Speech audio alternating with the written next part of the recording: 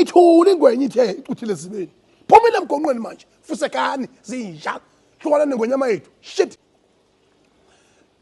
thina kwela kwethu kwaZulu sakhula sazi ukuthi inqaba lento kahlekwa umuntu oganiweyo nowaziyo ukuthi umuzi uphathwa kanjani akasoze aze ahleka isigameko la kuvele khona uNdlunkulu erekhoda isilo isilo sithetha njengomnumzane wegceke sithetha njengomnikazi womuzi engeyona umuzi wakhe kuphela kepha kuwumuzi wesizwe sonke sawuphonga namageba senkashana kamenze yaphuza umlaza kaMeva iphumile ka manje emgonqweni nganiza kwethu ngifuna ukuthi iqiniso lonke neqiniso lodwa osesihlalweni kabalelwa phunga kabalelwa sono kabalelwa sici futhi okube isifundo esihle kakhulu lapha sithole ukuthi udaka liyosala nomnikazi wevideo ngoba unembeza wakhe nabantu besifazane nabe social media kuzomela bakufunde lokho ukuthi intukuthelo iyalawulwa uma ekuhlula intukuthelo kuyilawula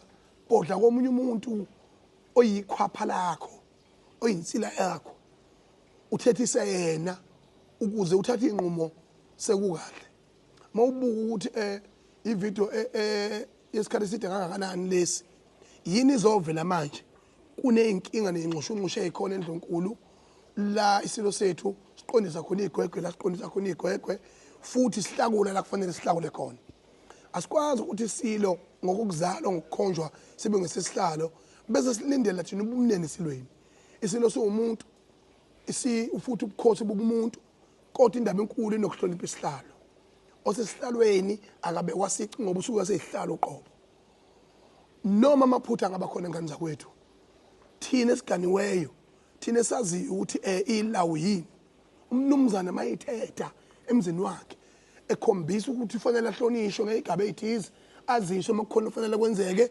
noma kukhona la kuyiwa khona noma ngabe yenkonzweni noma ngabe uyemhlangano nebusiness kubalulekile ukumazisa umyeni wakho uma umlobokazi uganile inhlonipho leyo esimple kangakanani ke lapha isilo sitholakala sithetha futhi simgonile kwayena eke uNdlunkulu esimthethisayo sikhombisa ukuthi siyamthanda asimxoshi asimkhombe ngasibhamu asimkhombe ngambese izinhlamba into esiphila ngawo usuku nosuku unelungelo umyeni wakho ukuthethisa eqise ngendlela eqisa ngayo umanini obabili nawe futhi umuntu osifazane unelungelo ungangasho ngelinye ilanga ngathi mina umuntu osifazane emanini obabili angakuthukaza kuthuke nangoma wakho umanini obabili ulalele ukuze abhoqineke aqineke ngaphakathi bese nokufunda nawe usho cha makoti wami weqisile lapha enkulumeni nawe umyeni wami weqisile lapha amanzi lawa mawuthi uyabuka isilo sibhekene nempenzima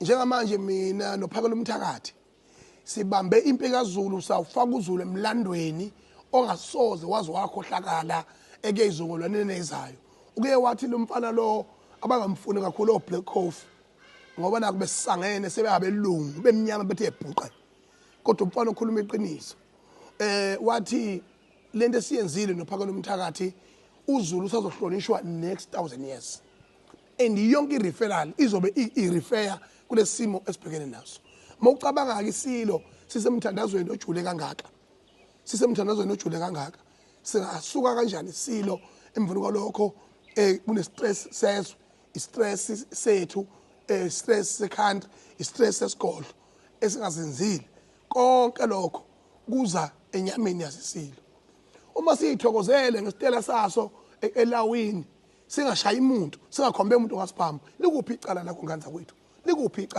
likuphi icala ngiyocela ukuthi omdala weinsuku alale phe kwethu siwuZulu ngisho emlandweni kaShembe akekho ohlukanisa umlando kaShembe noZulu ayibencane maNazaretha ayidla mahawu ayilwe ngamalongo unyazi ngiyazi ukuthi ludala kulesimo lihlala lesikhulisa ngento eziningi mina ke kuningi engifundayo onyazini ngoba ngaphezulu kokuthi luNkulunkulu obaNazaretha liphinde futhi libo makhelwane kimi lingikhulise ngobudoda namanje ke izimo ezinjengalezi zifuna ubudoda futhi isono somuntu esuka sesivele obala so sesifana nesono esesinqotshiwe nesesithetheleliweyo. Kangakanani isifuba singungubele nyakana sabhoboka umuntu uyakuzizwa isindaba. Ngithi noma ngabe ubani oseduze kwesihlalo okude nesihlalo owake wembatha nenkosi engubeni onamavidiyo onazo sonke isici senkosi yethu umisa uZulukazi olithini akakhiphe njengamanje. Ngeke ubulala ubaba phambi kwami. Ngcono sibulale sonke mfowethu. Sibulale sonke mfowethu. Ubaba wesizwe, ubaba kaZulu ohlekayo sengathi angahleka ngaphindame. Ohlekisa ngalento kuma social media. Ngimfisela isibusiso sokuthi ayengathi impilo yakhe yena ingahamba ihleka nje obehleka nje. Ehleka uZulu ngoba vele uyaliwa ukuthi sikhishwe esicongweni. Ngakho ngesivume isilo siyazana ukube ikhansela ngabe sithi ayi asibuke ngenye indlela. Ukube imeya noma ukube umongameli ngabe sizibuke ngenye indlela. Cha, inkosi yazalwa. Hlonipha isihlalo. Nkosi yethu mnandi namaphutha akho. Siyakuthanda thina. Ngicela bonke abantu baka social media abaqhubeka bayiphuzela isitela bayijabulele kodwa bengazoni bengoniwa. Ngiyacela ukuthi iqiniso lonke neqiniso lodwa asihlonipheni isilo, sihlonipheni isihlalo. Singahlekisa ngoZulu wethu umkhulu kangaka ungosibili emhlabeni wonke jikelele. Ngithi nishingonyama kaJuda yawashwa lamazwi kwela kwaIsrayeli. Yathi ongenasono akalithathi itshe amkhandi. Akho ngisho yedwa wasukuma. Wena ukuhambela kahle emzini wakho. Wena ukuhambela kahle emendweni wakho. Kodwa usineka nje wathola ukuthi wena wadlisa indoda yafa. Ngoba kwayena uNdlunkulu. Ngithi mthetheleleni akakwazi akwenzayo. Kodwa lapha ekhona nawe uyazi ukuthi wenza iphutha elingakanani phambi kwesihlalo sikaZulu, phambi kwesizwe sakwaZulu. Ngithi Shembe Nyazulu leZulu lalaphe kwethu. uZulu ingubo yakho nathi uShembe futhi uNkulunkulu wethu. Ngiyacela ningizama Afrika sikwazi ukuthi sihloniphe simene sibucaye ngendlela esisimanga. La senze khona ubuqhawe obuyizulwana ngezizukulwane sigijima nemfene yami edaladini. Kodwa into ebihamba phambili Zulu washo uCredo Mutwa wathi Zulus are going to be called an enemies of peace and some will be destroyed. Namanje ke sithi hlangana Zulu, hlangana mhlathi wazanayo.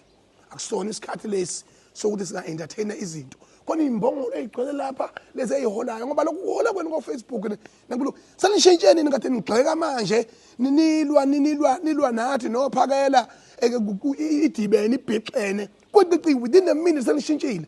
Angifuna niyibone ukuthi ningamakhayiti angakanani. Ithuli ingwenye ithe icuthile zibeni. Phumile emgonqweni manje fusekani zinja hlukana nengonyama yethu.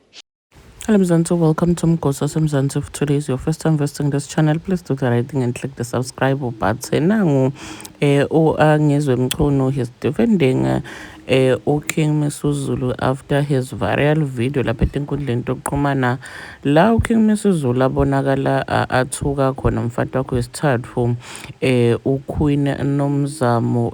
Bantu abaningi bakhuluma ngayo le video lapha enkundleni yokuxhumana njengoba isabalele itolo nje nabantu abaningi babambe wangaphansi imlomo ukuthi hayibo nako sibona tigaqa uNatase Ndlunkulu babodwa labamdefenda uKing Misuzulu babodwa labamdefenda ko kuQueen Nomzamo njengoba sibonana Ngizwe siyamove ukhuluma ayona indzaba yokuthi beka ngikhoro kuMisuzulu bekasekhaya lakhe comfortable athi samfati wakhe khona ngalesi sikhathi ukuthi uzokhuluma uzeweqe but uthi nje yena akayiboni into le wrong na ukuthi le video yakudzala kungani idecidwa ukuthi releasewe nyalo ngoba kunetinkinga eNdlunkulu. Do comment your thoughts down in the comment section. Don't forget to hit the notification bell. I'll see you on the next one. I'm signing out. Goodbye.